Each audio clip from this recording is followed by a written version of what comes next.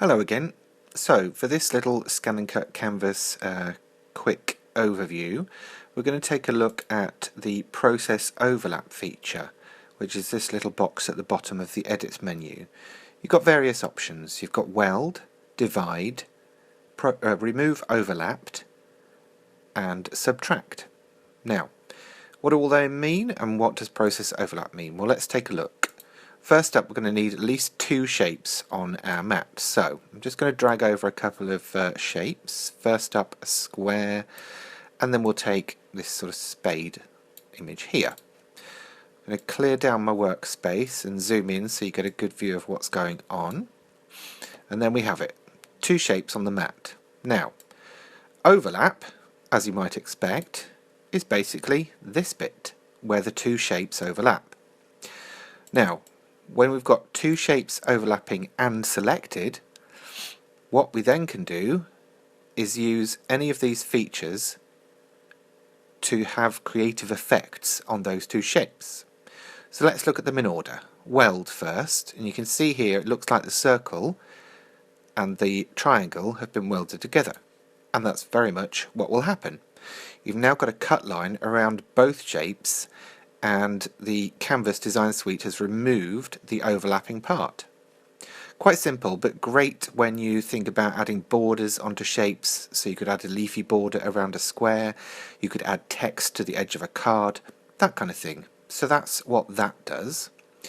Let's undo that and let's reselect our two shapes, and let's move on to the next option, which is divide.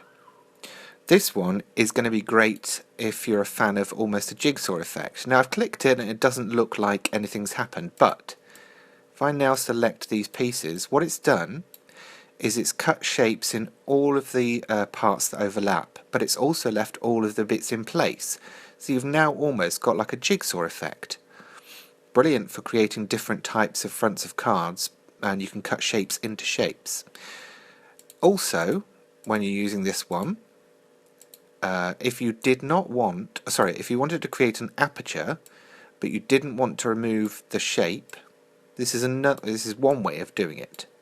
So if you overlap them both so that there's no edges overlapping, and you go back and do divide, now again you'll have the aperture in your square, plus you'll have the shape left over. So you could always put that on foam pads and raise it up out of the aperture.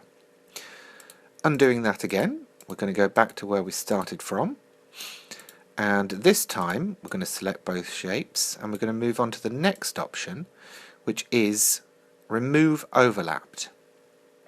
Now this one would be again great for creating apertures, but in this instance what it's done is instead of leaving us with the bit that was there, what it's done is it's used this shape, which was the second shape we dragged on, to cut into the first shape. Now as before, you could just decrease that in size, put it in the middle of the square and create an aperture, but again it's great for creating different effects around the edges of cards. So that's that one done. Next up we're going to move on to the last option, which is subtract. And if I click this, now what it's done is it's not only cropped into that, but it's also removed that spade shape. So again, if you want a quick shortcut to creating that and clearing a mat, that's the way to do it. So there's similarities between all of these options, but basically, in essence, if you want to create apertures, you'll be using divide or remove overlapped. And if you want to cut things into the edges of something and remove the shape, subtract. And if you want to join two things together, it's weld. Fairly simple and straightforward. Just obviously a reminder, as I've mentioned a couple of times, but I've sped through it to be honest, it works in the order that the shapes come onto the mat. So if you're using the subtract and the remove overlapped, and in some cases the divide, it will use this shape, which was the second shape dragged onto the mat, to be the cutting edge.